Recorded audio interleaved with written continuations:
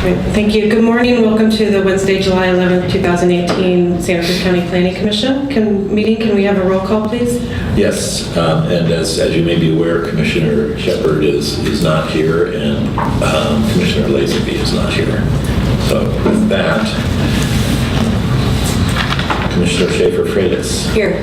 Commissioner Guth. Here. And Chair Dan. Here. Are there any additions or corrections to the agenda?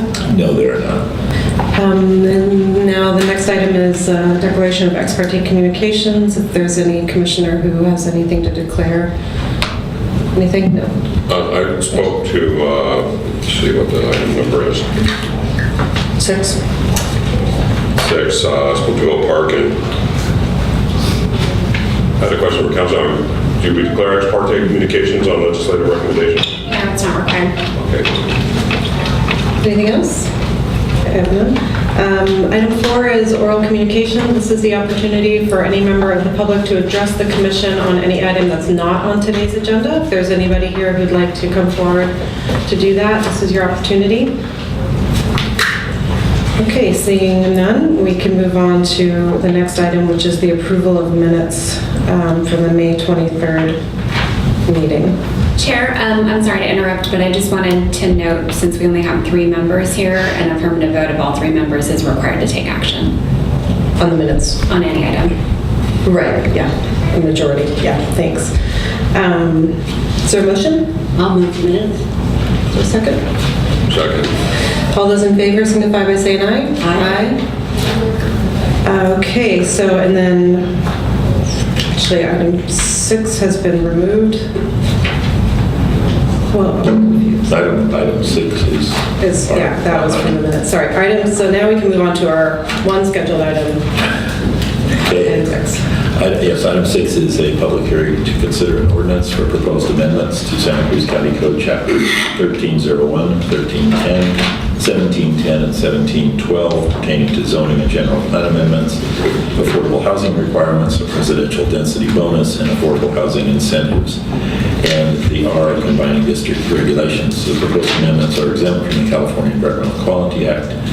These amendments are coastal to chapters 1301 and 1310 are coastal implementing ordinances.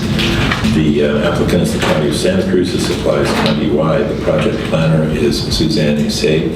Just briefly, Suzanne did work here at the county back in the early 2000s for a couple of years. So, but she's back with us again, and we're happy to have her back. Welcome. Good.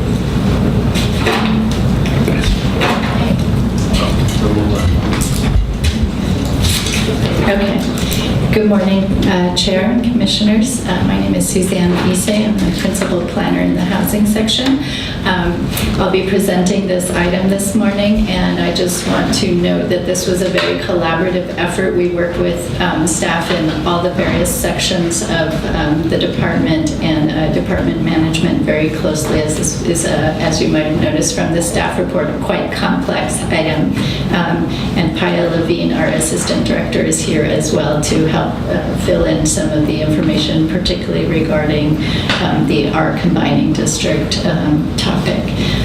So I will go ahead into the presentation here. I just want to make a note with regard to the density bonus materials I'm going to present. It does get quite technical.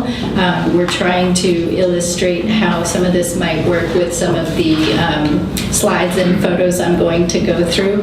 If at any time you have questions, feel free to stop me and ask your questions, because I know it can be a little confusing. And also, I just want to make a note regarding, we have a lot of photos to show as examples. You might notice that a lot of them look kind of similar, and partly because I was trying to use photos we have in-house, particularly in the housing section, so as not to infringe on anyone's copyright. I didn't want to just go online and grab a bunch of photos that I don't have permission to use. So you may notice some similarities in the architectural style and so forth. Because of that, it's a lot of the same projects. So the amendments we're proposing this morning fall into 3 areas, and they touch 4 chapters of the Santa Cruz County Code. The density bonus program is the first topic area. It is in County Code Chapter 1712 is the density bonus provisions of the county. There is also a little bit of content in Chapter 1310 that just mentions how the density bonus is to be implemented in the coastal zone. The R combining district procedures are in chapters 1301 and 1310, and we'll get into a little bit more of what that is in just a moment. And then the affordable housing requirements are chapter 1710 of the county code. For those who may not be familiar, this is the county's inclusionary housing requirements and also housing impact fees for several different types of development projects. So staff was directed by the board on June 12th of this year to look at developing an enhanced density bonus option that might be a little more generous than what is provided by the state. So the state created the concept of density bonus in the government code and requires jurisdictions to apply that statute on certain types of qualifying developments. As we were working on this project, working with County Council, we did notice that there are several areas where the state law has been amended since the county's code was last updated. So part of the updates you'll see in the staff report package do reflect a number of updates that are just to bring the county code to be consistent with the recent changes to state law. The Regional Housing Need Combining District, also referred to as the R Combining District, is a concept that was developed in 2007 by the county in order to address another legal requirement of the state relating to housing elements and regional housing need allocations. That district establishes a density of 20 units per acre, and that is the maximum density allowed in any district within the county's zoning and general plan. What the change was to allow a new process to occur, which is essentially adding an extra step that's currently not available. It's kind of a preliminary step so that a party other than the Board of Supervisors could request that the Planning Commission consider whether or not it would be interested in studying the application of this combining district designation to a given site at the request of either a property owner or an applicant with the property owner's permission. And the commission would be asked to essentially consider adopting a resolution of intent to study that rezoning or general plan amendment for that site.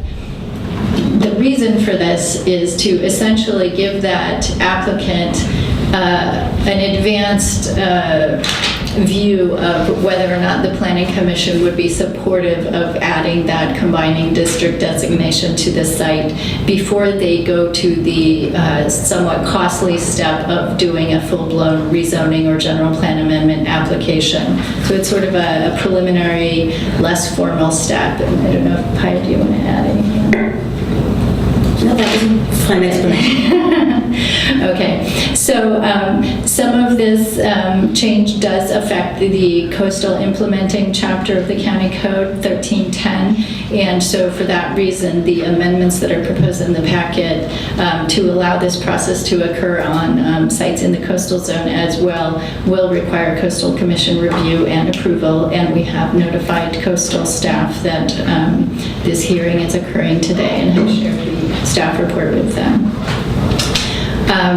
Nothing about the proposed amendments would change the existing density allowed by the R combining district. It would stay at 20 units per acre. It also will continue to require a planned unit development application as part of the rezoning request. So nothing on that has changed. We're just highlighting that here as a reminder for folks who may not be aware of that.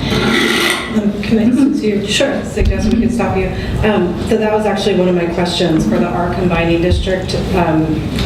They wouldn't be eligible to the ceiling density of 30 units per acre, it'd still be at 20 units per acre?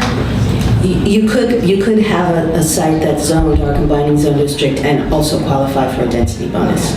Okay, so the ceiling's actually potentially 30 units per acre for those our combining districts.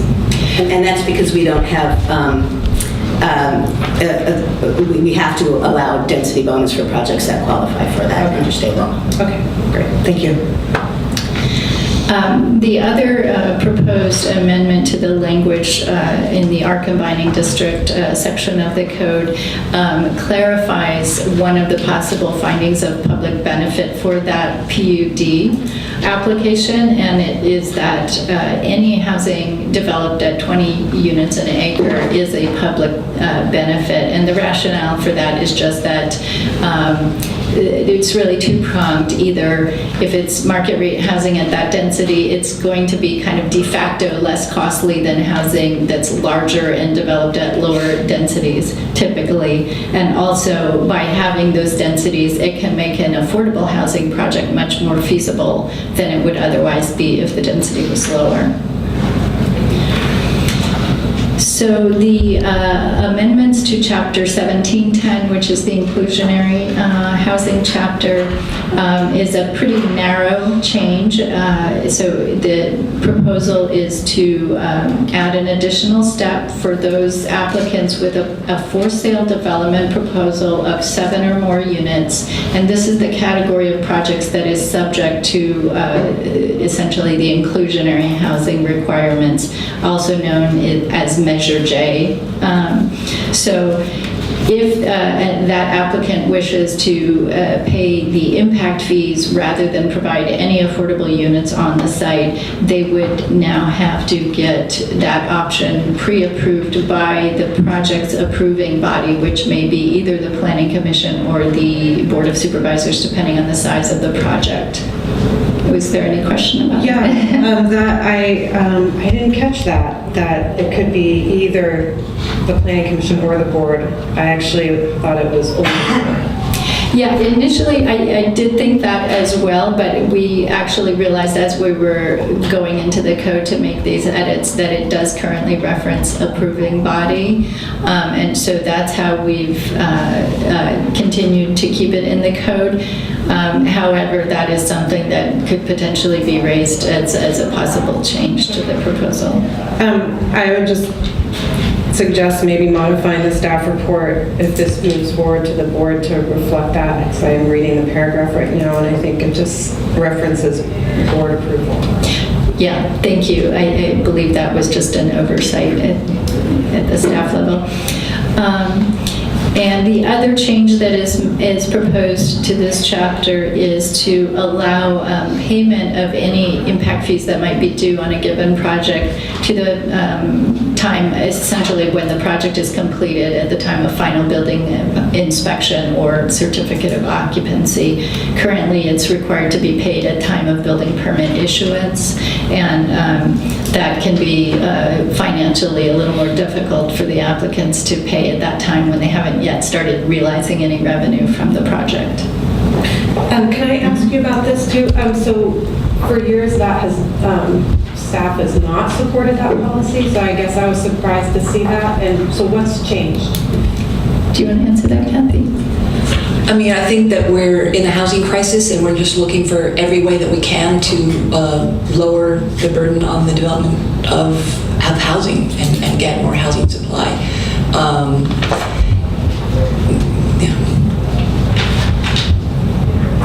What kind of burden are you referring to when you say burden?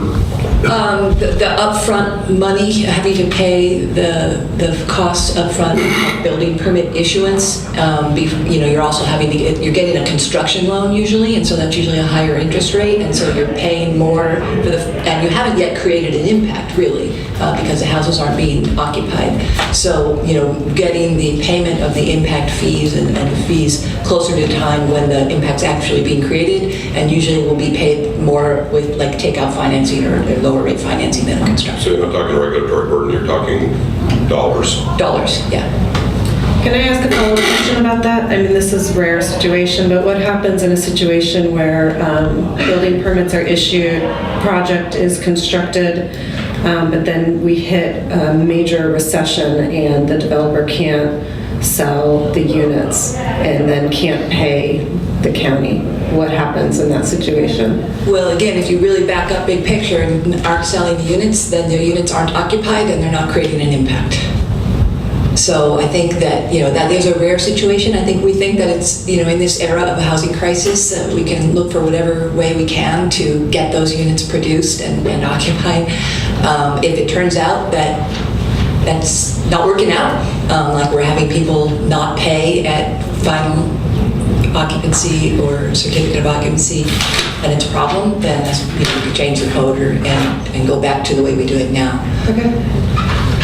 Yeah, also just to add, typically you would place a lien on the property to ensure collection of those fees. So, the county would have some recourse in order to make sure that they did get paid at some point. And it might be that if it was a big recession, we negotiate with the developer some sort of staged payment plan or something like that.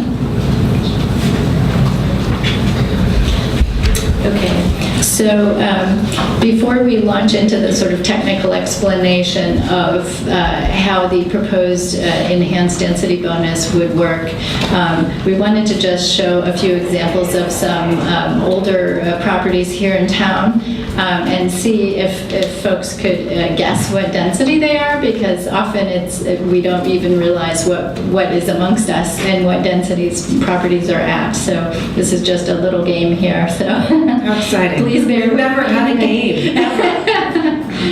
Okay, feel free to shout out your guesses.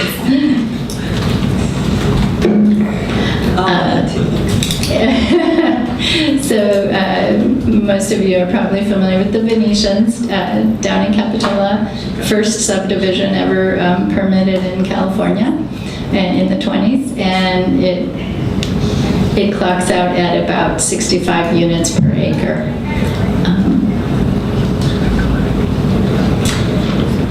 This is a property here in Live Oak. It's 12 one-bedroom units, single story, on a little over a third of an acre, and it clocks out at about 33 units an acre. This is a property not in this county. It's a senior housing project, an affordable development by Charities Housing, and it is 57 units an acre. Often you'll notice with senior housing projects, because they tend to be just one bedrooms predominantly, you can get a lot more units in a smaller building envelope. This is a little property on Bromer Street that's 6 two-bedroom units on a small site. It's about just under half an acre, and it's 13 units an acre. Okay. So for the enhanced density bonus option, we had a good discussion within our department about really what types of developments are typically seen, and what problem are we trying to solve with this enhanced bonus. And we really felt that the projects tend to wind up in sort of 3 categories, and some of that is driven by the way the state density bonus law is set up, where it has certain provisions for rental projects and other provisions for sale projects. The primary difference between the two is that the rental provisions are all based on the applicant providing units that are affordable to lower or very low income households, whereas for sale projects, the target income level for the affordable units is moderate. And then the affordable, 100% affordable project idea was building on something that is already noted in the code in a couple of places. And what we were trying to do is look at for properties that are initiated sometimes by the county, sometimes by partners of the county, where it's typically subsidized projects. What could we do to make those projects a little more financially feasible and also a little bit more competitive for some of these very competitive funding sources, such as low-income housing tax credits or different state financing programs. So for our first example, we're looking at mixed income rental projects. What we mean by that is a market rate development where the developer would be voluntarily opting in to get this density bonus by voluntarily providing some affordable units within the project that are affordable to either low or very low income households. Now, the way the state density bonus law is set up, and also County Code Chapter 1712, is that you get double the amount of bonus for each very low income unit that you do for a low income unit. And because of that, most developers, if they are going to, utilize the density bonus, they're going to tend to lean toward providing very low income units because you have to give up fewer market rate units in order to get the bonus than you would if you're providing low income units. So working off of that assumption, we developed these examples assuming most mixed income rental projects are going to go that route and go for the very low units rather than the low. So in this example, we just have a hypothetical site that's 1 acre. The zoning is R25, that's 2,500 square foot lots. The general plan designation is urban high. The general plan provides a range of density for urban high. It ranges from 10.9 to 7.4 units per acre. In density bonus law, you have to apply whatever the high point is of any range. If a range is specified in the general plan or the zoning, the state requires us to apply the high point of that range. It also does clarify that if there's any inconsistency between the zoning designation and the general plan designation, you have to go with whatever is in the general plan. So for the purpose of this example, all of that leads to using the 17.4 units an acre. And the state law also says that in the case of any fractional units that result from any of these calculations, you have to round up to the next whole unit, even if the fraction is less than 0.5. So for this hypothetical project, we're looking at a project with a base density of 18 units.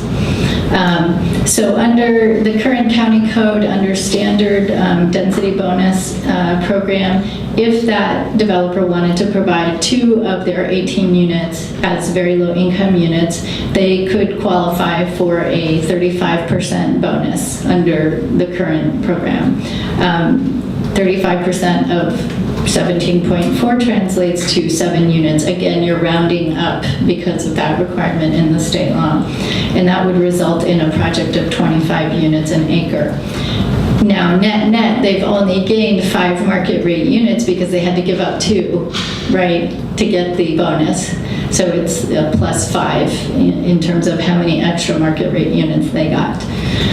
If we have the enhanced bonus available, if they want to essentially go higher than what's available currently under the existing bonus, they would have to provide 4 very low income units. That would translate to 17% of their base project of 18 units, and they would get 9 bonus units. Now, in this particular case, it works out to be kind of similar for that market rate developer. They're still only gaining net 5 market rate units.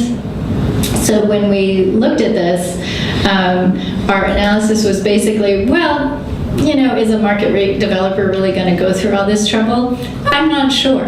And we'd be happy to hear feedback from any folks here today who might want to comment on whether or not they would actually pursue that.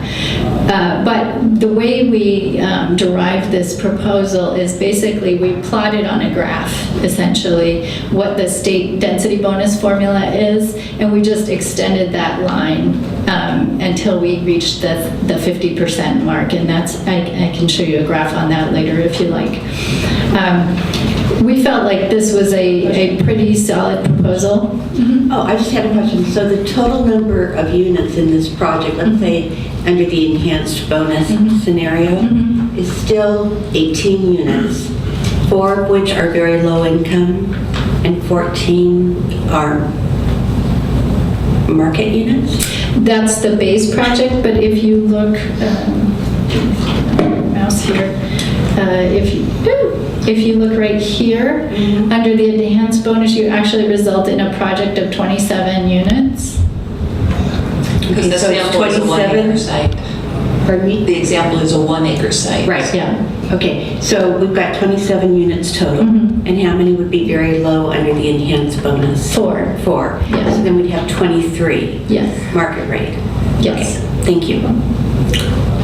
Any other questions? I have some questions. I have more questions after you're done, but since we're on this page.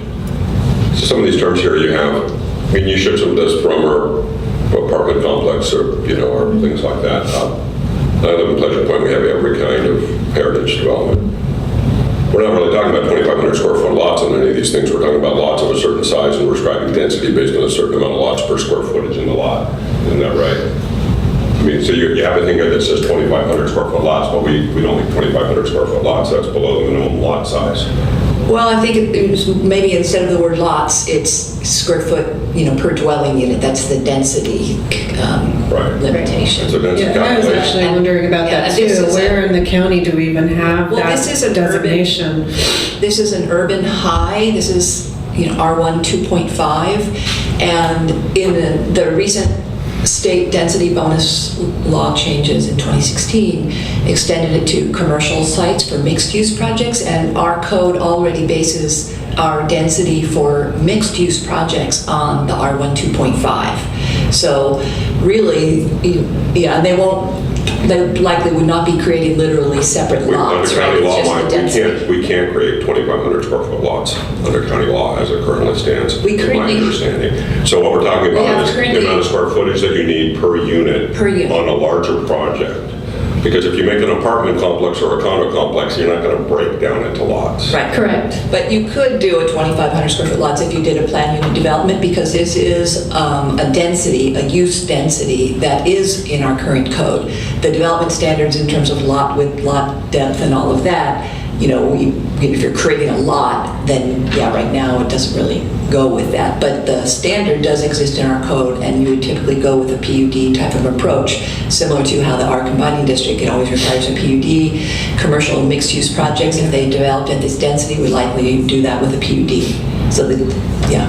Okay. Okay, I just wanted to clear that up, like in case people are seeing this and it's confusing to me. I mean, to me, you just said like the most successful one was these larger buildings with multiple units, and those aren't going to be individual lots like as this. Correct, Yeah. correct. And just to clarify, under the state density bonus law and in the current county code chapter, multifamily projects, so these mixed income rental units, they are not subdividing, they're not creating condo maps or anything like that. The use of the word lot is just because I think that's referenced in some of our language and our development standards and so forth. It's really the area per unit, they're not legal lots. Which is then compliant with actually how the general plan defines density, which is based on net developable site area for a project. It's not even the site area, it's net developable site area, which brings up another thing, which is you have a thing here that says in the that if there's inconsistency between the general plan and density prevails, and we have that argument every time there's a PUD. General plan says that you subtract out private right-of-ways, and planning department position is that they don't, because they have an administrative guidance document. So what you're saying, your staff report is actually not the position planning department takes when it brings these projects.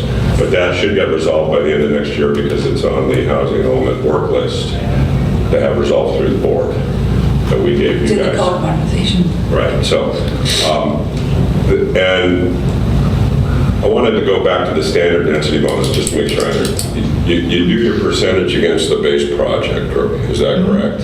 And then you're allowed to add market rate bonus units. Correct. So the project with bonus doesn't have a requirement that any more affordable housing be built, but we give the bonus. Correct, and that's required in the state law. The bonus units have to be essentially free and clear of any additional inclusionary requirements. So let me ask you this on this example. If those two very low income units are studios and everything else is 2 and 3 bedroom, is there anything in our code or state law that precludes that result? Typically, when we would be in discussions with the developer in the early stage, we would want to see the affordable units reflect the same mix of unit sizes as the market rate units. And there's nothing in the state law that says either way, it's kind of silent on that detail. But in my past experience, that hasn't really been an issue, because typically either a development, they tend to come in really two types. Either it's going to be all studios if it's more of a kind of modest project or a mixed-use project or something like that. So you only have one unit size, and so they're all going to be the same.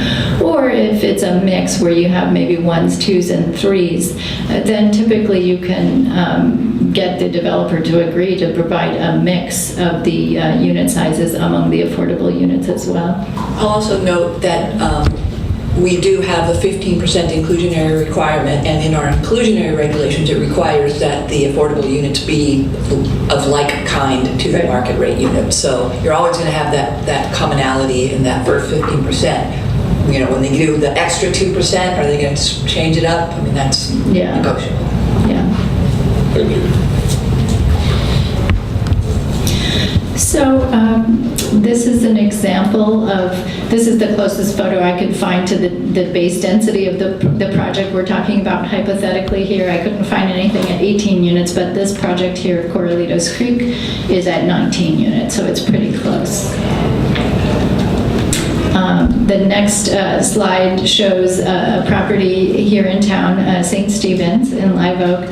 And again, I couldn't find a project right at 25 units per acre, but this is almost at 23. So again, pretty close.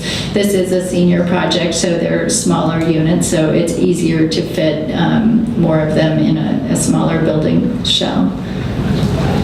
And this is a property that's actually up in Half Moon Bay. Again, another senior project that's at 27 units per acre. This is just the example I could find a photo of. That this one, in this case, has gone up to 3-story, but it's a good example of what that density could look like. Now, depending on the size of the site, you might not have to go 3-story or the size of the units. So in our next example, we're looking at mixed income for sale projects. These would be the projects, and particularly for this example, we were trying to get at the projects that would be subject to those mandatory inclusionary requirements, also known as Measure J. So you're talking about a project of 7 or more for sale units. In the state density bonus law, it does require that to be eligible for this type of bonus for moderate income units, that it does have to be a common interest development, so there is a condo map or a subdivision map or something of that nature. So in this case, we're looking at a hypothetical site of just under 1.3 acres. It's the urban medium general plan density range. It's R14 zoning. And so for this example, the base density base project works out to 14 units. If the applicant was not interested in the density bonus at all, but they're just complying with the inclusionary requirements, they could provide 2 moderate income units. They would have a little fraction left over, so they currently have the option to pay the fractional fee for that fraction. They don't have to round up. However, if they want the density bonus, they do have to round up. So that's why there's a difference between the 2 affordable units in the no bonus scenario versus the 3 affordable units in the other 2 scenarios. It's due to that rounding up to the next whole unit. So once you've got your 3 moderate income units out of 14, you divide that up, it equates to actually 22% affordable units. So under the state formula, that would qualify the project for a 17% density bonus, which translates to 3 bonus units. Those are market rate units. And so now you've got your site, which is 17 units total. The density calculates out to about 13 units an acre, because remember, we're on a site that's about 1.3 acres.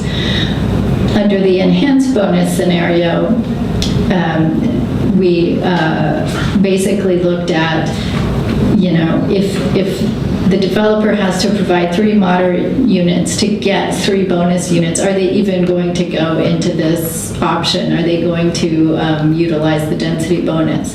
I think based on past experience here, often they do not, because it's kind of not worth the bother.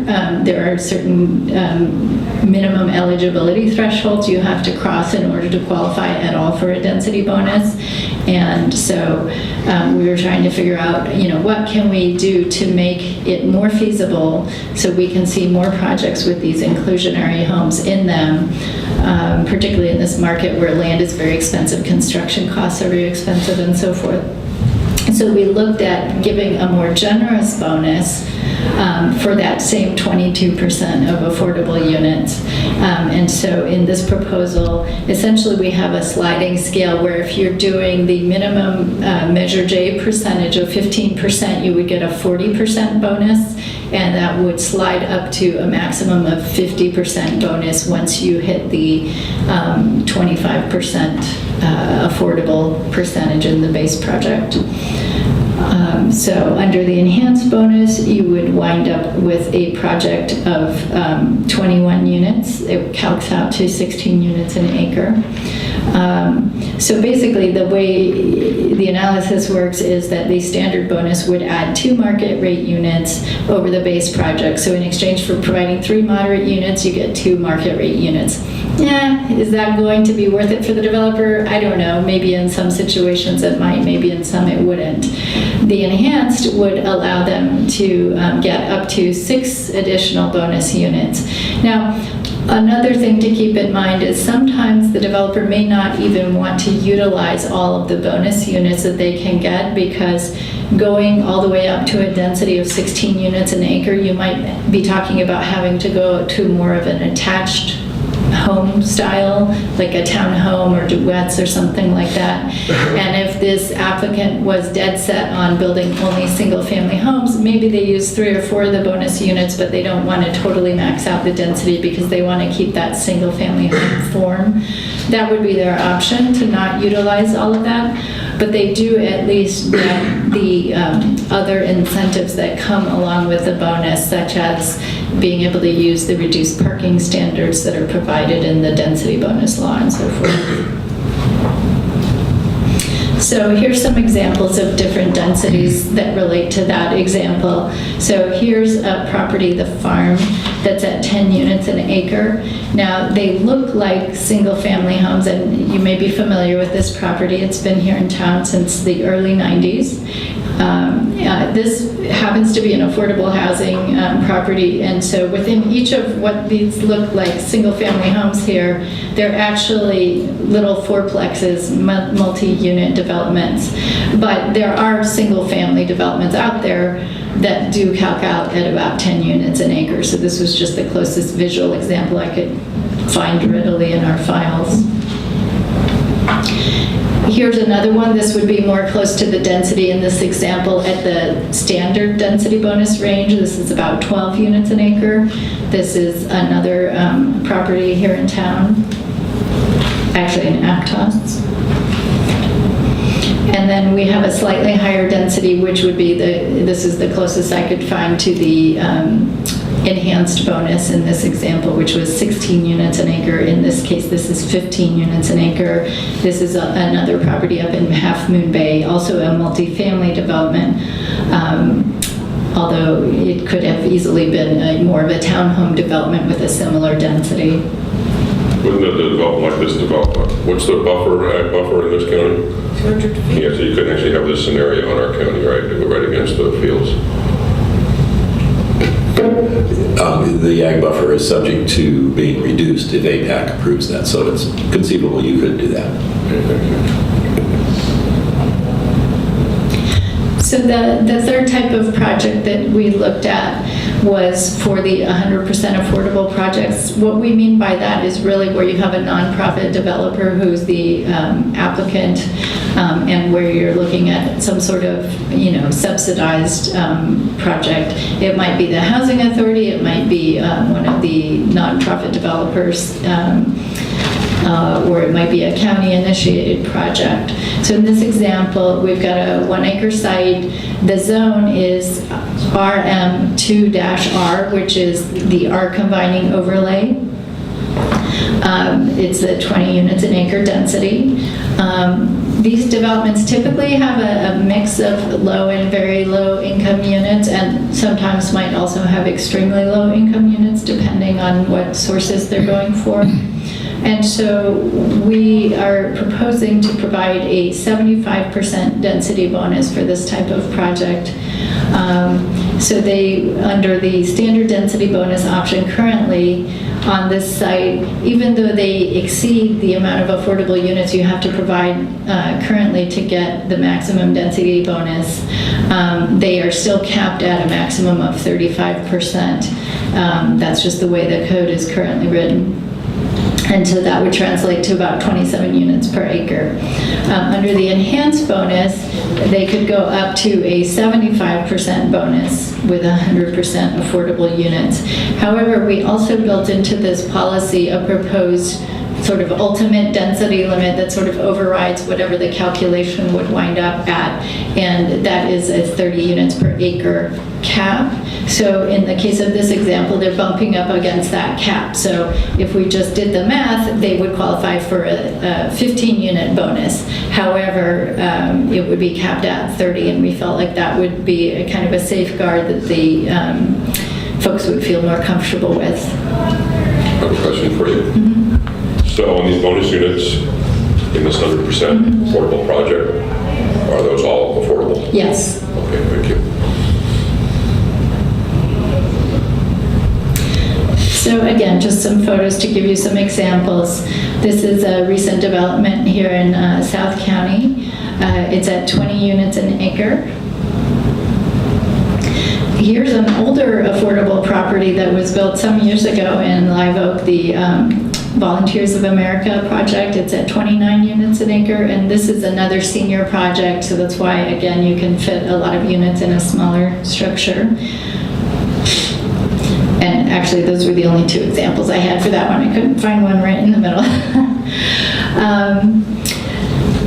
So regarding, as I mentioned earlier, there was some recent state legislation that had occurred in 2016 that we have some text amendments to the density bonus chapter to bring the county code up to consistency with what the state code, the state statutes are now. Here's a little summary of those 4 bills that amended the state density bonus law. You know, some of them will have more of an effect than others. The one that probably will have the biggest impact is the Bloom Bill 2501. It has some clarifying language.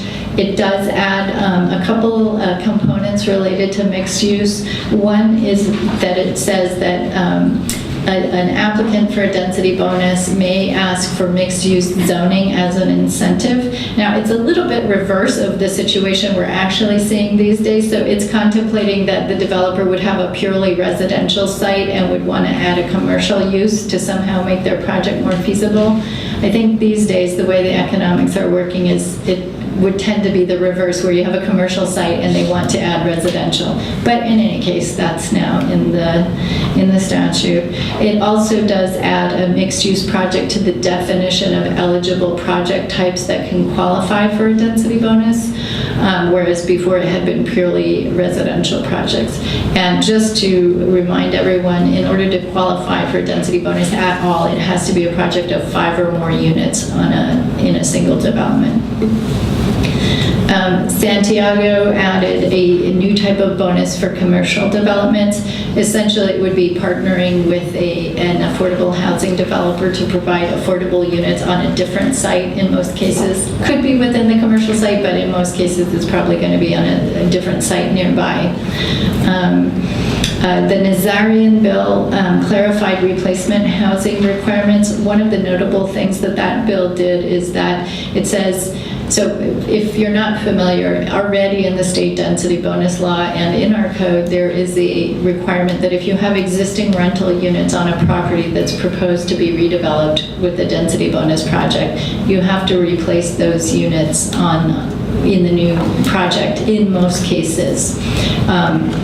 that requirement is triggered if there's any evidence that those units were either occupied by lower income households or subject to any kind of affordability restrictions or subject to a rent control ordinance. So any of those three criteria would trigger these replacement housing requirements. Now, the amendments in this bill clarified that if the income of the prior tenants is not known or the current tenants is not known, then the jurisdiction should use something called CHAS data, which is data gathered by HUD and the Census Bureau, to determine what the likely income level of those units would be. So basically, it provides you a data source to make what they call a rebuttable presumption of the income units of those tenants. In this county, that CHAS data reflects that about 2/3 of renters are low income. So in most cases, in the absence of other data, if there is an existing rental unit on the site, the replacement requirements would lead to mostly low income units. It does say, though, that the replacement units can be either for sale or for rent, depending on the nature of the project, but they would have to be tied to the appropriate income level. The Holden bill adds another bonus for several types of special needs household categories, including foster youth and I think homeless veterans or something like that. The kind of funny thing about this amendment is they don't give you that much bonus for the units. And it also requires that those units be affordable at the very low income level. So I think most applicants will look at that and say, well, for the same very low income units, I can get a bigger bonus going by calling them very low units. So, you know, I'm not sure what the rationale was there, but anyway. So we've proposed language in the amended code to comply with that requirement. And that concludes my presentation, if there's any questions. Thank you for that very good presentation. Are there questions by commissioners? Commissioner Guth or Commissioner Freitas, either one? Go ahead. Thank you for that. I have some comments. You know, one of the things that I see a lot up here when we are getting our annual report from Mr. J and Affordable Housing on staff. And what I've been saying as a community member for decades, and what I used to say when I was did many terms on the Housing Advisory Commission is, you know, it's loss of existing affordable, not legally prescribed affordable, but a loss of small units is what to me drives rental costs. I live in Pleasant Point. Prior to 95, I don't think I ever paid more than $600 for my own unit there.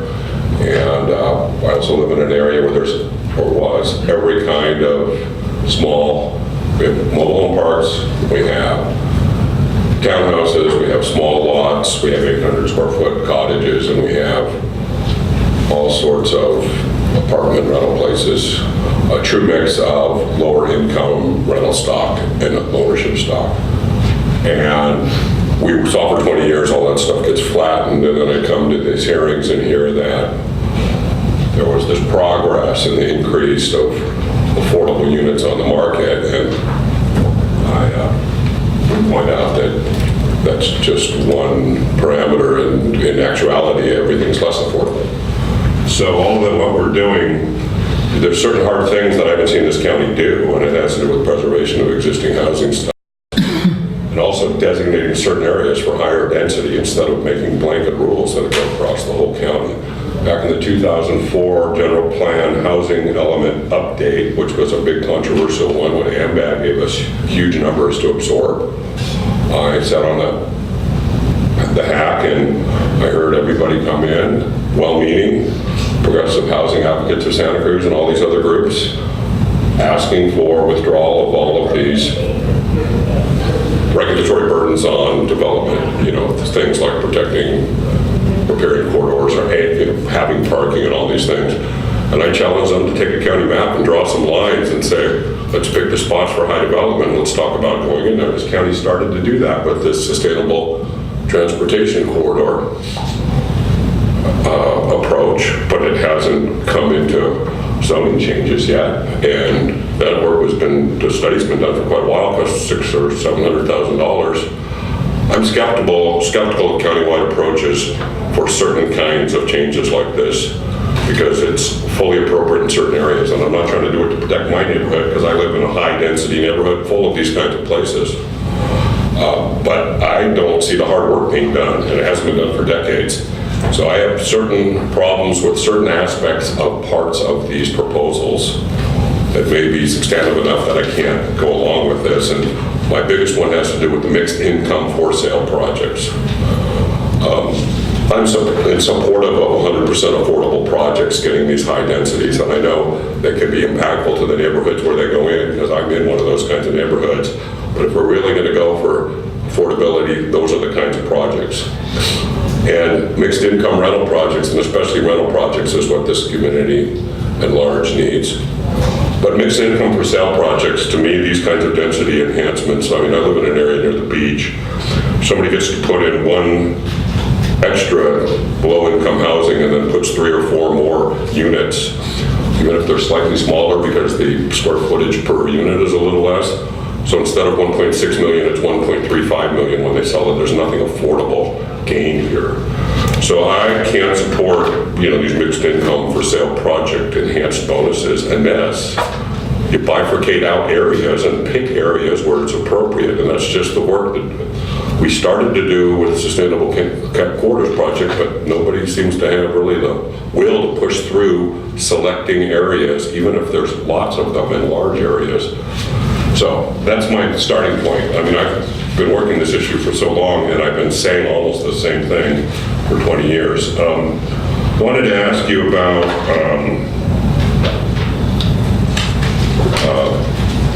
a few things. Okay, well, that's my main comment. Breaking out the differences, for example, between standalone homes and co-built, many homes in one building. In my area, they like to do infill, and they like to do lots of small homes, and then they're still costing $1.5 million. I would not, if you're going to start doing mixed income for sale projects, and I like the idea of moving people to townhouses and away from homes. To me, the homes are so expensive. I guess one of the questions is that what are we trying to do? Are we trying to, and I'll ask you to kind of summarize what you think the impetuses are. Are we trying to get more affordable units, and this is the vehicle we've chosen? Are we trying to get more development that includes some affordable units, and this is the vehicle we've chosen? Those are different things, and maybe Kathy, you can answer that. I think we're trying to do both. We're trying to increase overall housing supply, and right now our densities throughout our community are pretty low. I mean, we have R16, 6,000 square foot lots. That's pretty high. And so if someone takes an R16 site and gets a density bonus, they're still doing detached single-family development, most likely, but they are going to be somewhat smaller units, and they're going to be somewhat more affordable, even though they're still expensive. But they're not going to be as expensive as they would have been otherwise, and we will get some additional deed-restricted affordable housing. But what we're trying to affect here is that it's financially feasible to create housing in our community, and it hasn't been. Land prices are really high. It's hard to pay to shake land loose from the current owners and come up with sites to do housing development on.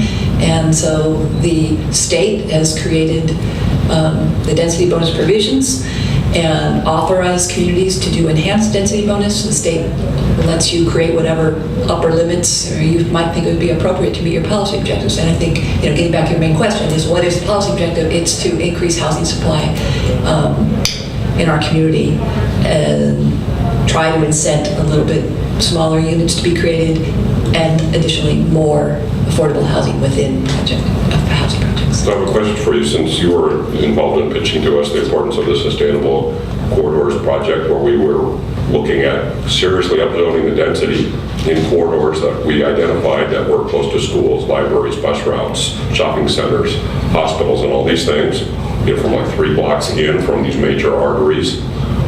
Something similar like downtown Santa Cruz with 6-story buildings, but we weren't going to maybe go that high. jibe with this whole idea that we're going to selectively, from a community planning standpoint, pick areas for this kind of targeting? It does not preclude that. I think it complements it.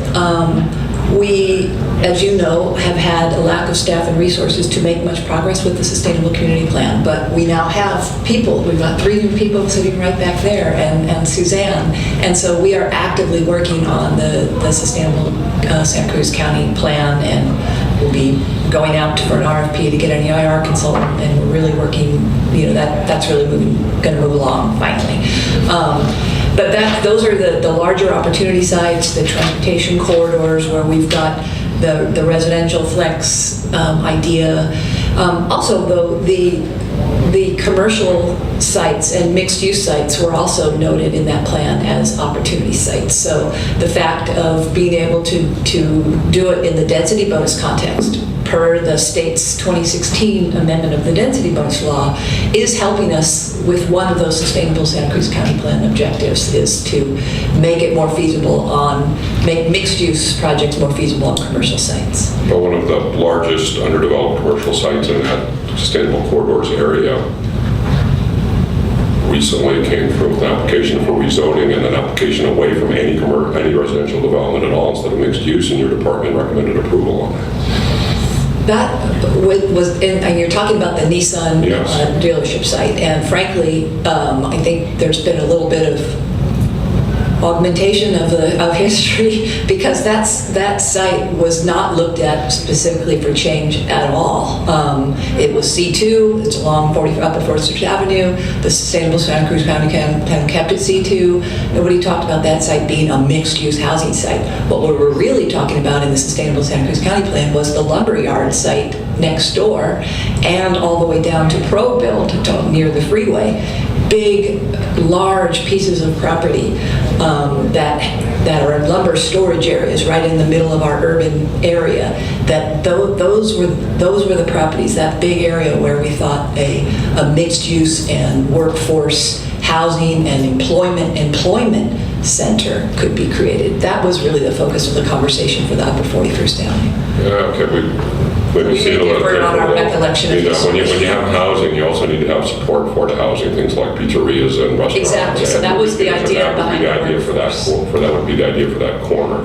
But I'm getting off that for a second. I have a question, and probably maybe you would have more history on this. So we have this area over there on the SoCal Frontage Road where, as part of the state not certifying our housing plan, that's going back, 10 years, we picked all these acreages that we did the mining district, and then we approved synthetic projects, if you recall, and rezoned.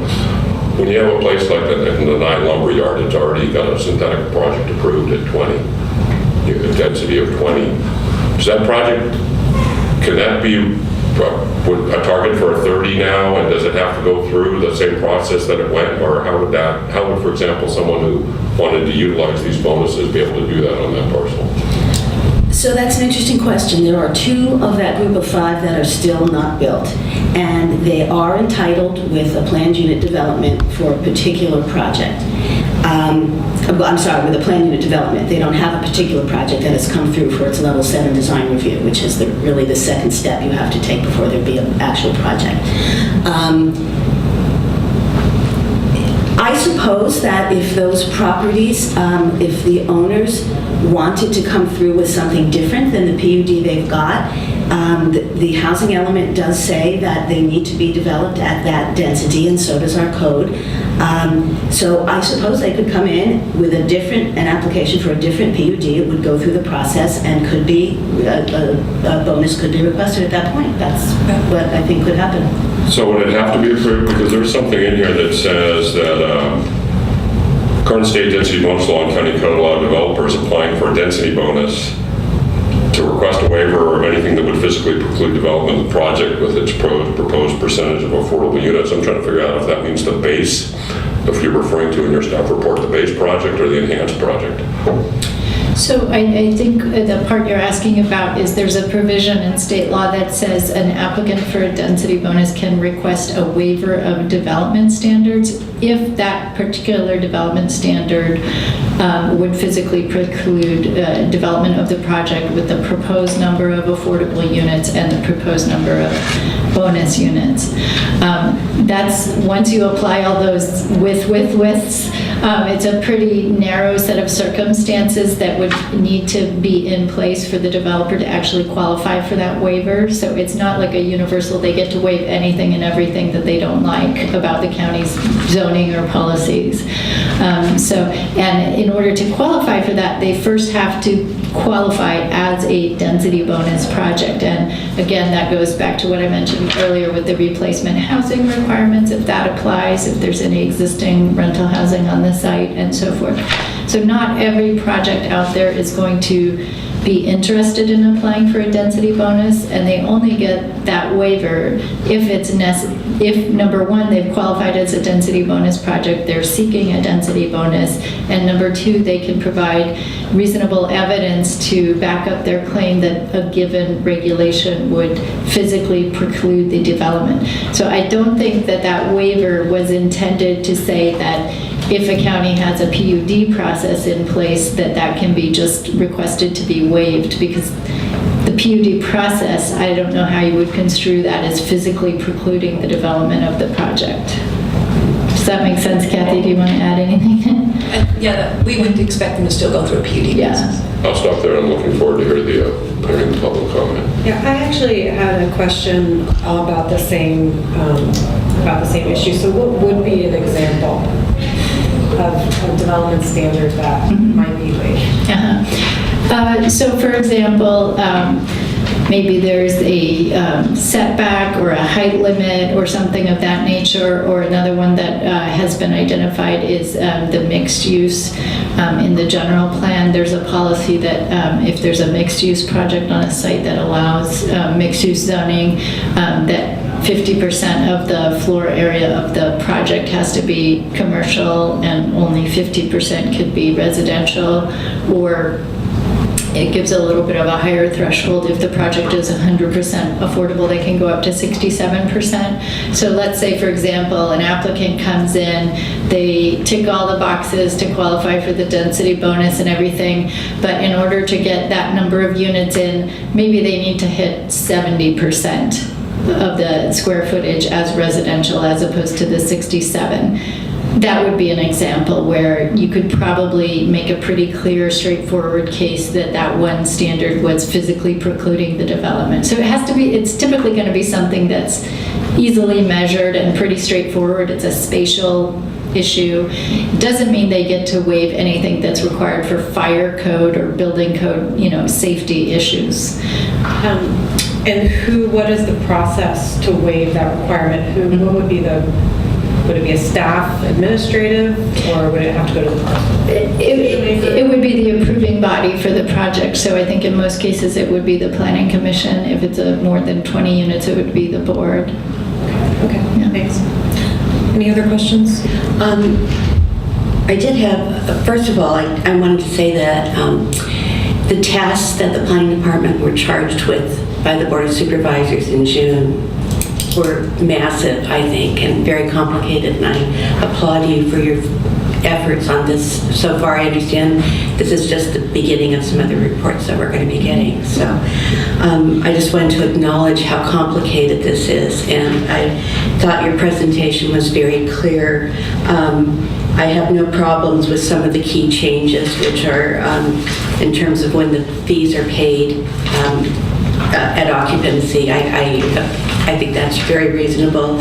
And also on actually providing units in the for sale units rather than paying fees are as an option. I think I support that too.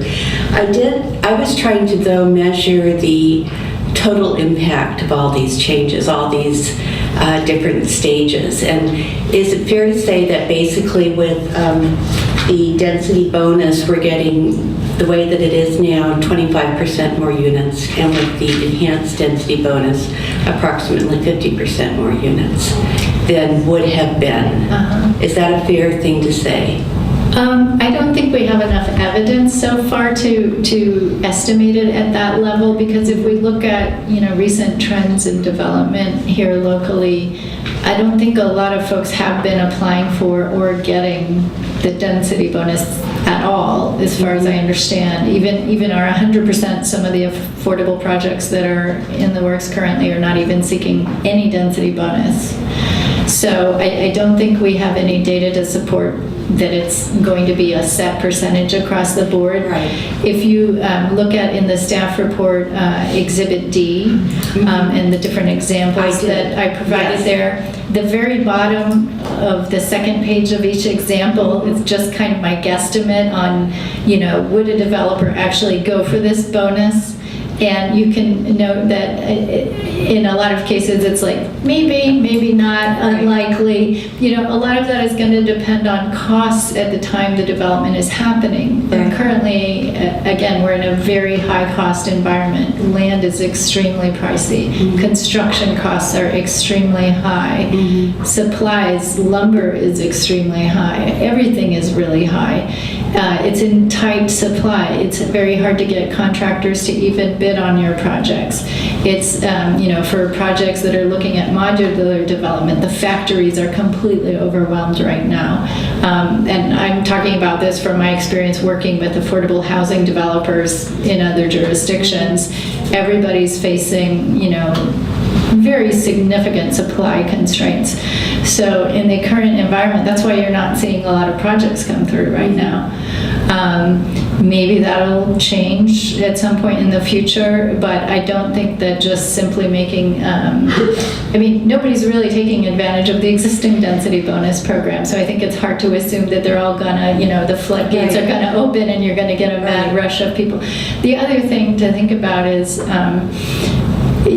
for developers that are purely market rate developers, very often they're not really thrilled about the idea of having to include any affordable units in their projects, right? So, and I don't think you're tending to see a lot of proposals for rental projects as a market rate development proposal currently.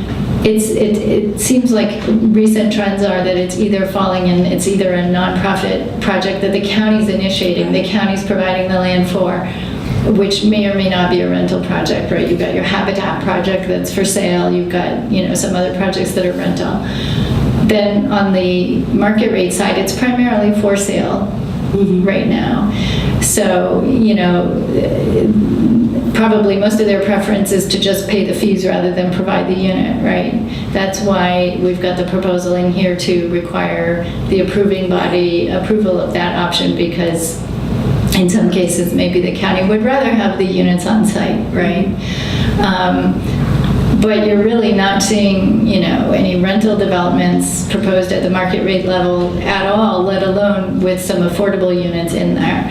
Some rental property providers express concerns about having to have affordable units in their project. Maybe they think, they're going to be horrible tenants, or they have all kinds of fears and, conceptions about what they might be. So sometimes they're kind of on a learning curve and maybe really hesitant to use the density bonus at all, because they just don't want to deal with that. So I think it's really too soon to make any assumptions about how much this will be utilized as a market rate, a tool for market rate developers. I think it's probably more likely that if there's any future affordable housing sites or 100% affordable proposals, that they may need to take advantage of the, whether it's the standard bonus that already exists or the enhanced bonus, because the other issue is that if you're going for, let's say, tax credits, there are certain cost per unit thresholds that you cannot exceed or you will be disqualified for applying for those tax credits. And cost per unit is heavily driven by land cost and how much land you need per unit, which ultimately translates to density in a way, right? So if they can't achieve a certain density on a site, they're just not going to get the tax credit, so that project is just not going to happen. That's the sad reality. So my guess would be that if anything, it would be more likely that you'll see some 100% affordable proposals that might want to utilize this in the near term. As far as the market rate, I don't know. I mean, we'll have to see. That's kind of sad to hear because we are in such a crisis here, and it looks like, you know, we're really trying to provide an opportunity for developers to provide more units and more affordable units. And it sounds like 25 to 50% is sort of the maximum, the top that we could ever reach with what we have in front of us. But what I'm hearing you say is that your estimate is that it's going to be lower than that, at least in the beginning. Yeah, and I think, you know, in the public hearing, you may hear from some of our local folks who may give you some more feedback on whether or not they're likely to pursue. I would really like to hear if there are any developers or nonprofit developers, market rate or nonprofit in the audience, and comments on whether they feel this is going to be feasible, can they work with it or not. So thank you again for your work. Any other questions? I have another question that might help clarify some of this. So as we know, a lot of the big multi-unit projects in the last couple of years have been in my district coming through, and I voted for every one. I've done my best to try to soften the impacts as I have with my fellow commissioners, but using the example of the Jose and Rodriguez thing, we had 20 houses there. 20 individual standalone units. Do we recall, did they just pay in lieu fees on that? They paid fees. They paid in lieu fees. And did they have the option to have an inclusion in a density bonus at that time? Did that predate the density bonus? They did. They took the density bonus? No, they did not. They had the option, they did not take it. I believe so, is that right? Yeah, the density bonus law has been in effect for decades. They could have built more units on that site, basically, is the short answer. Even though it was already packed full? They would have just been smaller They were units? eligible for more units, yeah. And then I have another question, is if you build a house and it has an ADU and you designate the ADU as affordable, does that in any way get you into towards the bonus? As I mentioned, the minimum project size is 5 new units, so typically it's going to be either... If you have a 10-unit development and then some of them have ADUs and you designate the ADUs as affordable, do those count as units in the calculation? If it's a for-sale project, they would not, because the units have to be for-sale affordable units, and you cannot sell an ADU separately from the main home. And it wouldn't really be a rental project either, because if it's a mapped development, it's not going to be a multifamily project. So it just doesn't really translate particularly well. Thank you. Great. Are there any other questions from commissioners? At this time, we'll open up the public hearing. I am going to take a break at 10:30, and that's in about 15 minutes. So at this point, members of the public who'd like to address the commission on this issue can do so at this time. Please come forward and line up. And you'll have 3 minutes. But you don't have to take all 3 minutes. Don't be shy. Come forward, please. Thank you. Good morning. Good morning. I'm Sibley Simon. I'm a affordable and workforce housing developer. Have put together a new model for pursuing development, in part really to address some of the issues that Commissioner Guth brought up, that we've not been building rental housing, smaller units. I know you're talking about keeping ones we have. We've been slowly losing them as development happens. So part of the answer is to create new units that still fit in that category. And that's what I'm working on here, that I hope can scale and spread, because it's a lot of what California needs. And so I've been one of the, probably the main private agitator for this enhanced bonus density type of proposal, and I think staff has done a fantastic job crafting the details here. There are other places in California that have done this, and it is really for a couple reasons. And one reason is, to your point, that we lose sometimes existing housing and get really expensive housing built there. Well, the idea here is at least some of that, I mean, you can't entirely stop that unless you're not approving those projects. If we are going to approve some of those projects, at least here is a way to bend more of them to include some inclusionary housing. We have seen that work elsewhere, where ordinances like this have flipped more of the private developers, that in some cases they get more total out of it, so they do include some affordable housing within a project, where before they were either paying the fee or doing inclusionary housing where required, but not using the bonus density. So the hope is, if some of those projects are going to happen anyway, where they're over $1 million houses, that at least we may get some more affordable housing within them. But I think the bigger effects are the other two categories. The nonprofit housing developments that can be big enough to qualify for tax credits or dense enough. It's hard to construct that here in our county, so that's the hope. But I also want to say some of us are really planning to use this for rental projects that are not publicly subsidized. I have a project now I'm in the early stage of that will absolutely use this. And the reason is that while bonus density hasn't been used, and I'm saying it will get used, the reason is that because of the housing crisis, there are more and more entities, landowners, I'm working with churches, I'm working with private landowners who are more mission driven, that are saying, look, we have to have this do better than break even, it has to quote pencil out, but there are investors willing to take a lower return to help solve these issues, and there are landowners saying, well, what I care about is more small units that'll rent for less, and this helps us get there and do pencil that out. So I definitely have projects where even where staff is correctly saying, well, it might not be in financial interest to use the enhanced bonus density versus the regular one, we will use that. So it's another tool that will apply some cases where we'll get more affordable and less expensive units. Thanks. Thank you.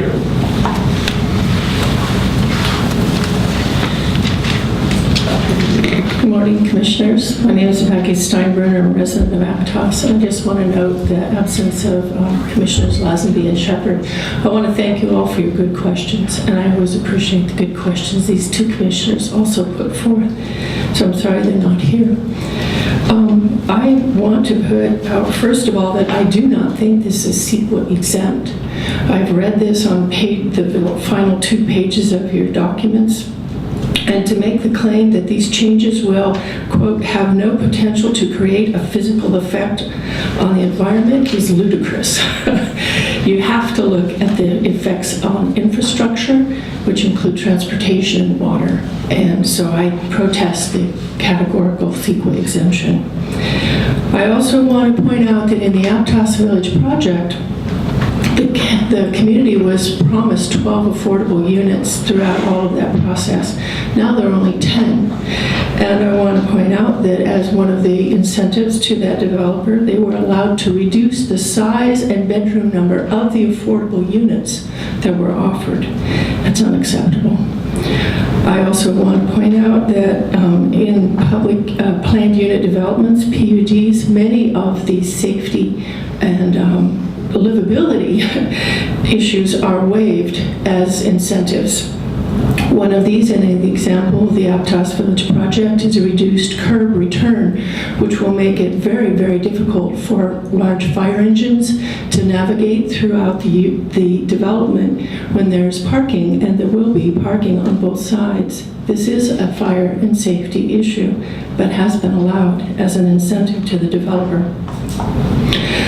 I want to protest that this is, to me, seeming to allow the developers to really drive what happens in our county rather than the planning department, rather than the Sustainable Santa Cruz County Plan that was developed with great input and expense of the public and staff. And I protest that. I demand that if we have developments of 7 and over, that developers no longer be allowed to make a choice whether they're going to build inclusionary housing. I don't think it should be coming before you or the board. I think they should be required to build it. That's what's going to help us get out of this problem, is if things are enforced. I also think that there should be bonuses for leaving green space, open space, to enhance the livability of these very dense structures. Yes, we need a place to live. but we also need a quality of life to be maintained for those of us who live here now and those who will come. That needs to be addressed. I also feel that delaying the impact fees do hurt the county. What about the impacts to roads for construction vehicles and the in lieu park fees? This has to be addressed and should not be delayed because those things all take time to put in place to address the impacts before the people come. Thank you. Thank you very much. Next speaker, please. Good morning. Tim Willoughby speaking for Affordable Housing Now. I would like to just take a moment to remind you of the origin of this. The origin of this was a coalition of nonprofit developers, and advocates like Affordable Housing Now, who are trying to find some way to get more affordable housing units built in this county because there have been very few built. That was the origin of this. So what we have is, I think, a very balanced and well thought out proposal by the staff, and so Affordable Housing Now supports this. So I'd like to just highlight two things. One that you've heard now from several sources. For nonprofit developers, because of the high land cost, without an additional bonus density, they can't build anything, and they're not going to build anything. And then the second part is for the for-profit developers. They have not been building anything. This, they believe, would allow them to build some affordable housing projects. And what people forget is they have the sense that, oh, this is just, some profit motive for a developer. The developer doesn't make more money on this. What the developer does is have the people buying the units are essentially paying for those affordable units. You can only raise the price of units so much before nobody buys them. So that's the whole purpose of this bonus density system, is to find that balance where a unit that sells can pay for the unit that's going to be subsidized. So that's not tax money that creates those units. That's the people who are buying the other units. And that's the beauty of this, because we don't have enough public money to build the number of affordable housing units that we need. So this is a balanced approach. We hope you'll move this on. Thank you. Thank you. Next speaker, please. Good morning, Commissioners. Natalie Kirkish of Whitwer Parkin, and we represent the Aptos Council. First, I'd like to say that we are not opposed to affordable housing, but affordable housing can be done with good planning. And the CEQA exemption findings say this is not a project under CEQA guideline 15378, and it's exempt under 15060 and 061. And this is not true. This is a project subject to CEQA. CEQA actually defines a project as to include the enactment and amendment of zoning ordinances, and the guidelines cited in the staff report also states that it's a action that has a reasonably foreseeable indirect physical change in the environment, including enactment and amendment of zoning ordinances.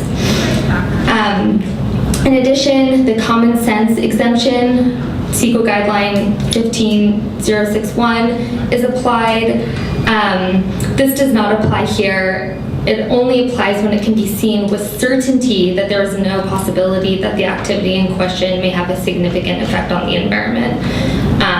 If there's legitimate questions about whether there's a significant impact or dispute of the possibility, this exemption can't be used. So it cannot be used here. The density is being increased. It's being increased over what's required by state law, and that has potential for significant impacts to transportation and to water.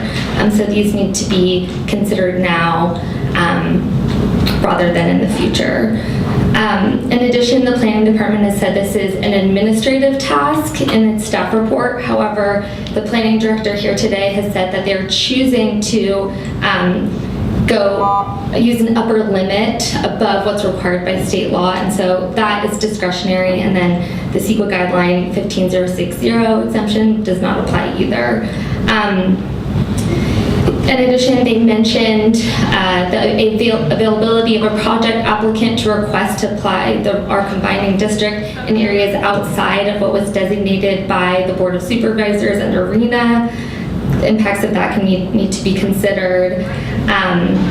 And really, you know, if the purpose of this is affordable housing, then why does it change the fee structure to defer it at the end rather than the beginning? This is really more so to, it's not just about affordable housing, and these impacts need to be considered under CEQA, and, you know, the failure to make CEQA findings here is in violation of CEQA. Thank you. Thank you. Speaker, please. Hello, I'm Rick Dela Cruz. I live in District 2, and I'm a partner in Westwind Memory Care and Seasons Management. We primarily concentrate on senior housing, but we also do standard market rate and so forth. My primary request is, and I'm going to bring up a point in the new text, is there a way that we can add additional amendments? And I have floated an idea. Staff knows about it well. I've submitted to you a letter today, very quick, and I know to do anything with this, we need more time to flesh it out. Our concept, leaving full discretionary decision-making to the decision-making body, focusing on infill and PUDs, we have found, and we can demonstrate, that we can provide market rate homes and also provide a very low income. The concept is, particularly in your district, we have a number of parcels that are just almost the right size, but yet they're not strong enough to carry the benefits of bonuses and so forth. So we're advocating that a PUD could bring 2 or more parcels at different locations to one site. So if you go to section 9, particularly 17.10.03, and you move down, you'll come across this sentence, which is in your letter, and it basically states, all required affordable units shall be constructed within the residential project as required by section 1710.32. That could imply all units have to be on the same parcel. However, turning to Ms. Miller, she could probably give you more insight. It's not that clear. It could be argued the project is many parcels. So we're advocating the feasibility of taking a couple parcels, maybe 2/3 of an acre, combine them at different locations, and then spread the market rate and the affordable unit on these different units, thus taking 2 parcels that probably would never be seriously considered, blending them together and creating a development opportunity. Also, as in 2 of our projects, often a unit or a house needs to be demolished. Therefore, there's a special housing need that needs to be met. So knowing that we don't have a lot of land, development has a lot of barriers, policies have barriers as well, we're asking for more open, creative thinking. And maybe you could find a way to put in this section that unusual thinking, like what I'm describing, could be brought to staff, flushed out, and then later brought to you for confirmation of something the county may want to do or not, versus having a very strict definition. We floated this with the state, and it's within the specification of state law. So thank you. Thank you. Next speaker, please. I'm sorry. It looks like this maybe are, how many more folks out here want to address the commission? Okay, actually then, Robert, you'll be our first speaker after the break. We'll break for 10 minutes and come back at 10:41. Thanks. Okay. Oh, sorry for the longer break than I said. Okay, let's resume our public hearing. Thank you for your patience. You ready? Yes, we're ready. Morning, Commissioners. My name is Robert Singleton. I'm the Executive Director of the Santa Cruz County Business Council. We represent over 80 of the county's largest employers. Our number one priority as a business organization is housing. It's extraordinarily hard for our local companies to attract and retain talent, as well as just to provide for basic service level positions like line cooks, as well as teachers, firefighters, and other folks in the community that are much needed. Two things I want to talk about this particular proposal. One is why it's so important, even though it just moves the needle and perhaps is a countywide strategy versus specific site-specific strategy, but why it's still important. And then two, how it came about here through this process and working with other partner organizations that have already come and spoken. So first and foremost, this density bonus program has been done in other jurisdictions. It's proven to be effective at generating both more deed-restricted units for affordability as well as market rate units. We desperately need all kinds of units. It does create a financial incentive to go more towards the denser, smaller infill projects that we're not seeing a lot of right now. For the longest time, given the way that the cost of land was set up and the low densities that were allowed for in the county, we've just seen a lot of higher end, larger luxury units be offered, which doesn't help us move the needle a lot, whereas this creates a direct incentive for the developers if they so choose to use it, which we have a number of developers in the audience who can talk about how it would be used and talk about specific projects and specific instances in which they would utilize it to create more affordable housing than what we'd otherwise get. I think if that's the metric that we're going to use to define success, that is a metric that we can totally provide evidence for. This will help move the needle, and that's why it's important to move here today.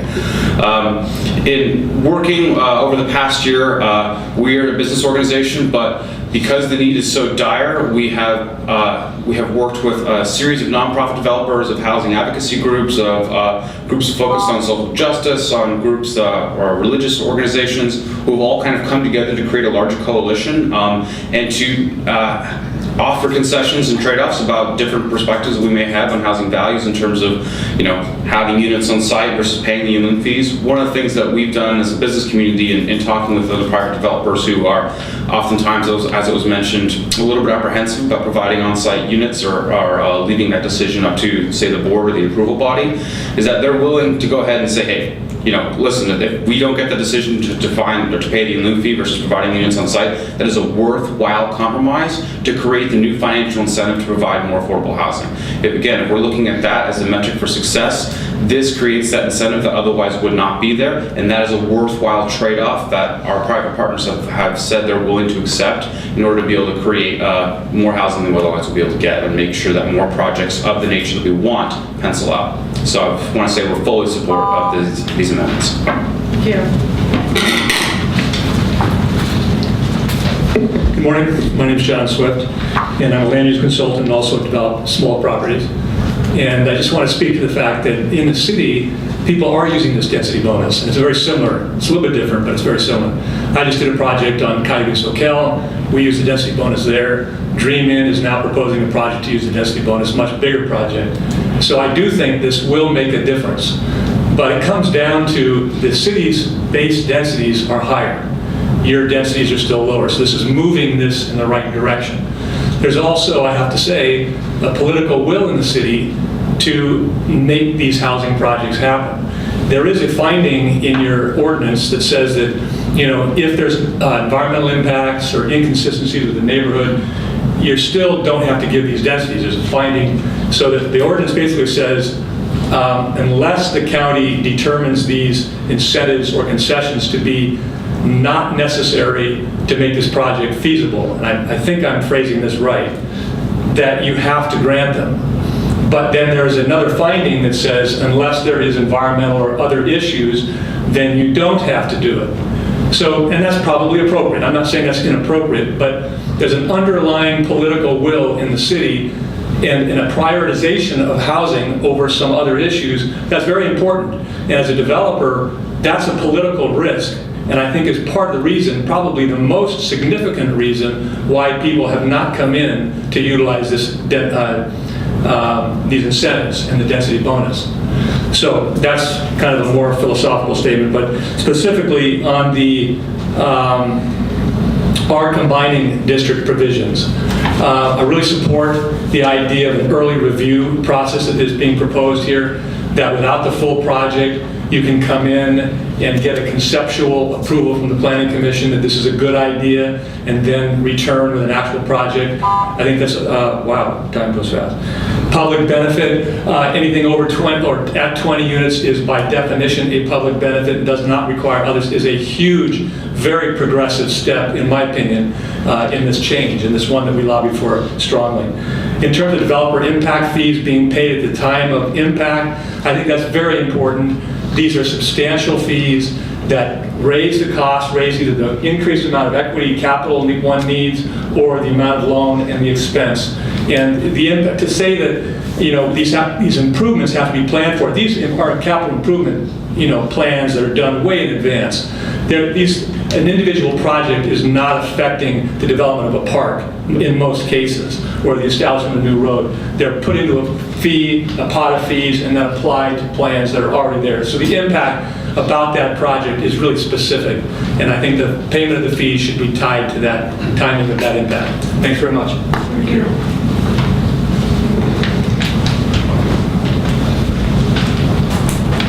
Hello, my name is Tim Gordon. I have a design, development, and construction company locally. We have property in the county and would definitely use this density bonus if it got approved. Full support of it, second everything that John and Sibley and Robert said, all very good topics. One other thing that I would say from a design standpoint is that once you get to these higher densities, the site constraints make the projects affordable by design because you can only fit a certain size of unit.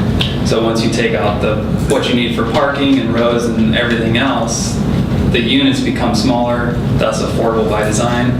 That, with the extra affordability component combined, you're going to get a lot more housing and a lot more affordable housing. I think this definitely helps solve the issues, or is a good step in the right direction.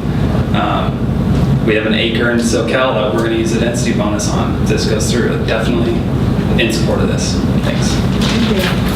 Is there anyone else who would like to address this come forward? Good morning, Planning Commissioners. I'm Mark Lee, and from District 5 down Lowman.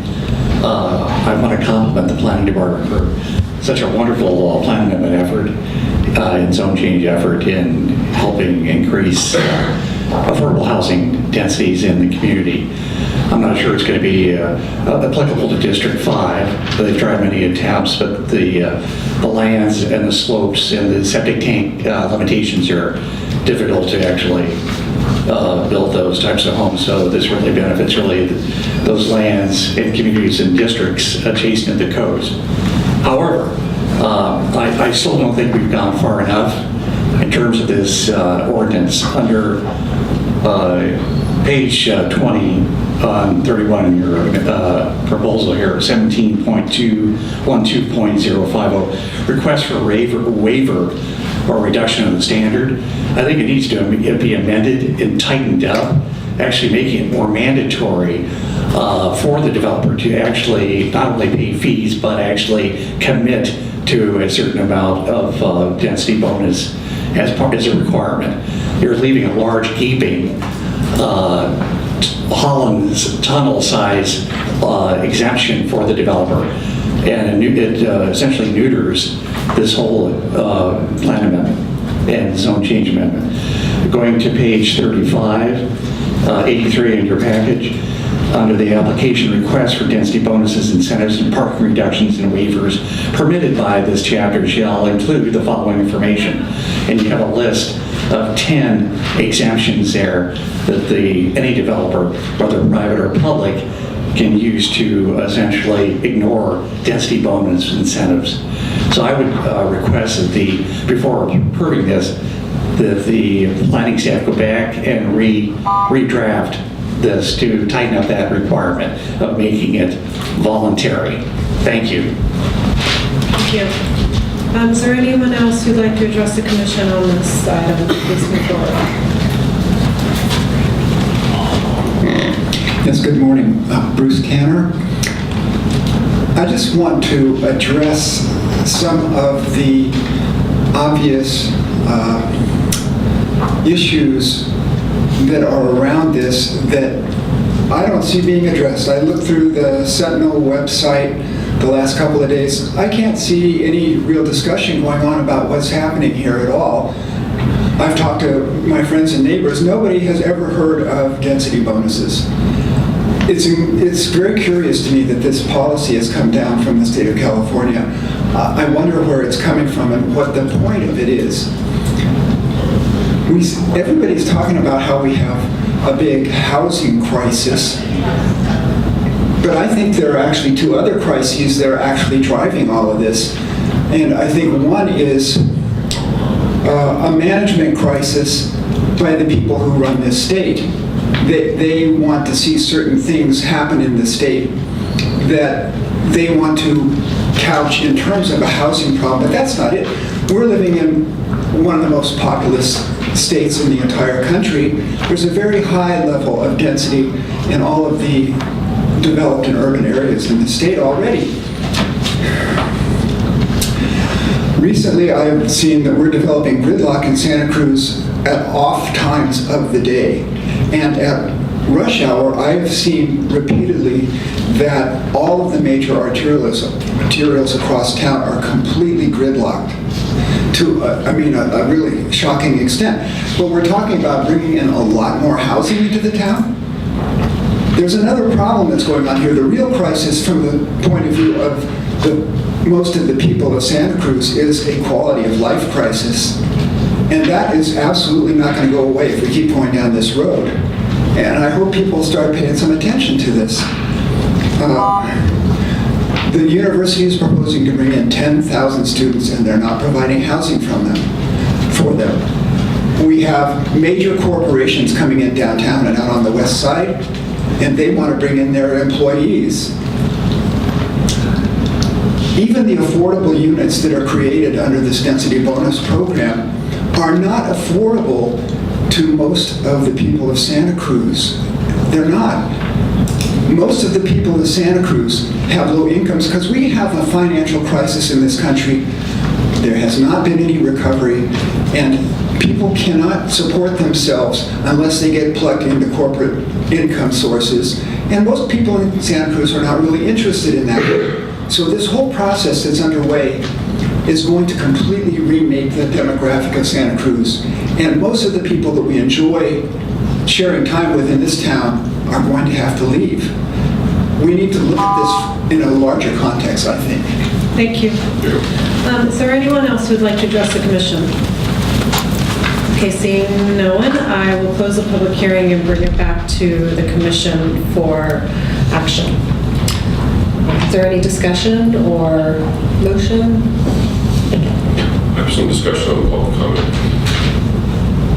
I thank everybody who spoke. It's interesting and helpful to hear these voices. I wanted to, it ties into something that Mr. Tanner's just said. I want to go back to this idea of what's the crisis and what's causing it. You know, I think I've insisted that when it was commissioned and raised as part of the housing element update, that planning start tracking number of rentals and average costs, how many rentals in each tier are pricing. They were going to do their best to start creating a database. My view is that loss of existing smaller housing stocks is what's one of the bigger drivers in increased rents. Certainly in my neighborhood, all the 800 square foot cottages get flattened in 3,000, 2,400 square foot huge homes, which are very well targeted by wealthy people from Silicon Valley as second homes. This is what's driving it. We'll lose more of those. We'll lose more small places per year than we'll ever build through all these programs and incentives. So there's an issue. That doesn't mean that additional low-income housing isn't good, but the driver to me is there's money reaching for housing stock, especially in second homes, especially in an area like ours. And that's sort of an underneath thing there. You have issues with higher densities in a certain sense, especially when we're talking about single-family homes, standalone homes, as opposed to rental apartments and things like that. You don't hear it said in this room today, but you know, view held in a lot of circles that every unit that is built underpays its initial infrastructure load by $35,000 to $50,000, even with all the high fees that get taken in. And then when we start going into high densities and we want to make it more affordable, so we're not balancing that with appropriate numbers of parks, especially if we're going to start putting into high density. It's all part of a bigger problem. I have been supportive of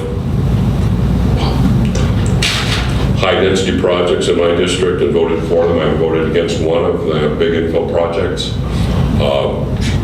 Supportive of the sustainable Santa Cruz County plan.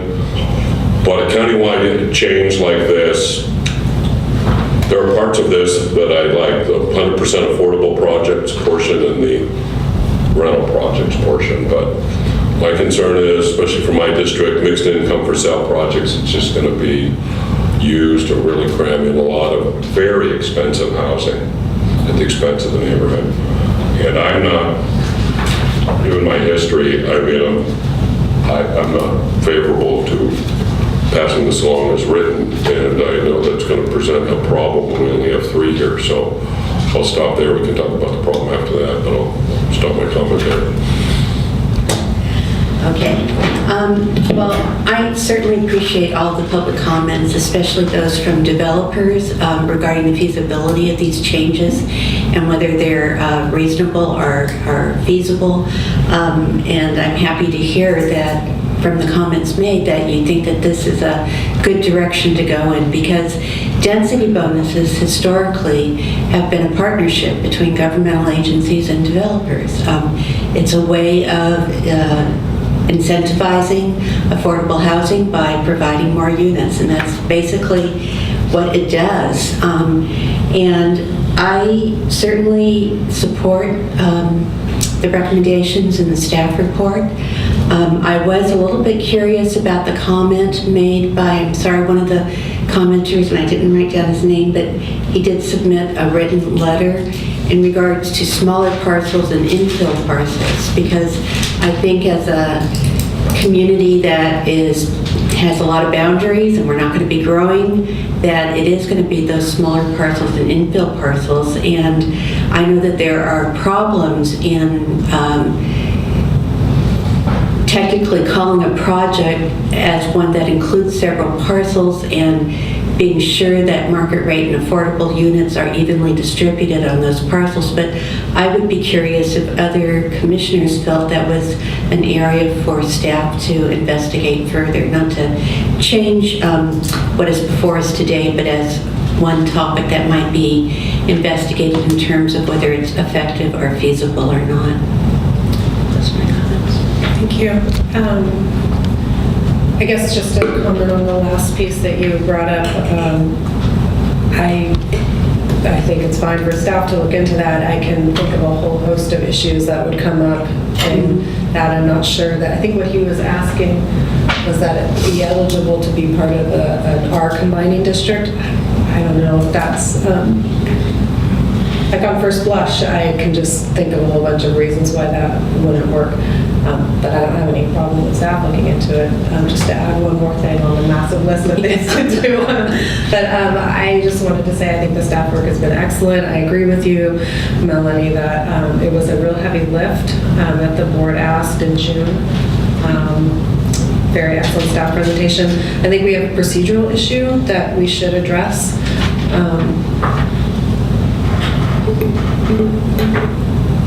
I'm going to ask council, so if there was a motion to approve the staff recommendation, for example, from another commissioner, and then even if I were to second that, and if I didn't vote for that, or if a commissioner didn't vote for that, that's a non-action with only 2 votes, is that correct? That's correct. Your bylaws state that you require 3 votes of your commission to take any action. So are we required to take an action? You are required to make a recommendation to the board. So yes. So I mean, for example, in the course of an appeal that spells out the actions that we can take, we can do this, that, or the other, including continuing is viewed as an action. are we required to take an action? And does that include continuation? And what if we couldn't even come up with a positive vote? So, including to continue, I think you're asking. So, what the board has directed this item to your commission. So, my analysis would be that if you can't even vote to continue, that it would still return to you because the board has directed this commission to make a recommendation on this proposed item. So, we would need to bring it back no matter what. So, as a matter of comedy here, we didn't expect to only have 3 here. So, I'm certainly willing to move to continue so that we can have a full 5-member panel and not get stuck in not being able to make a recommendation to the board. That sounds like a good idea. I can't make a motion. If somebody'd like to make a motion. I'll make a motion to continue to, do we want a date certain so we don't have to renotice? Yeah. Mr. Guinea?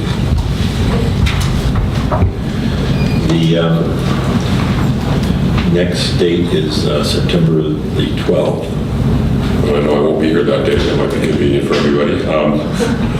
After that is the 26th of September. Does the first district have an alternate? Yes, we do. I could make a motion to continue to September 12th. I will note that I won't be here that day. I move that we continue to the next, Thank you. the 26th. So is that a motion? I move to continue to September 26th. Yeah, second it. Great, there's a motion and a second. Any discussion? Okay, all those in favor signify by saying aye. Aye. Motion carries with 3 votes. Thank you everyone for coming. Really appreciate all the participation. So we have 3 more cleanup items, regular items on our agenda. Is there a planning director's report? Just to note that the public review period for the update of the safety element, noise element, all those implementing ordinances closed. We got some comments, including one that was generally supported from the Coastal Commission. We're going to continue to meet a few items with them, but that Planning Commission hearing is scheduled for October 12th, and it's a pretty extensive package, so we're sort of anticipating that you might need a couple of meetings in order to come up with, fully addressing all the components of that package. But we're hoping the second batch of affordable housing amendments that include the permanent room, preservation of permanent room housing and ag employee housing will probably come after that. Okay. Is there a report on upcoming meetings? The next item that we have scheduled would be for September the 12th. It's a timber production rezoning. That's it. Great. County Council report? Nothing. Okay. And if we know that there's going to be 2 people out already on September 12th, we're going to need 3 for that timber rezoning. We would need 3 votes. So we'll make sure that. Well, I've already talked to my alternate, and he can't make September 12th. Oh, he can't make September 12th. Maybe. Okay, so we'll make sure that we've got. Yes. Hopefully 4. 4 would be safer. Yes. Okay, thanks everyone. Meeting is adjourned.